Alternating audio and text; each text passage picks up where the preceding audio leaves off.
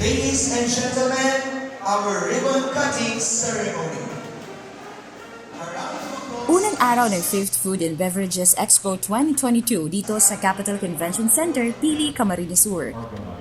Napuno ng masasarap na pagkain, exhibits at exciting na mga aktibidad.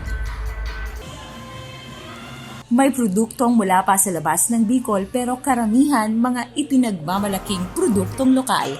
Mas mura sa pamilihan, libre pa ang tikiman.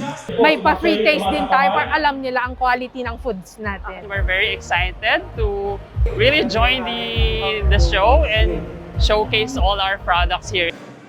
Kilalang celebrity chef sa telebisyon si Chef Boy Logro. Excited ako kasi first time kong pumunta dito sa CamSur na mag-demo. Inabangan ang kanyang cooking demo ng mga fans at food enthusiasts. Sa loob ng 3 araw sa Expo, may mga kompetisyong magaganap.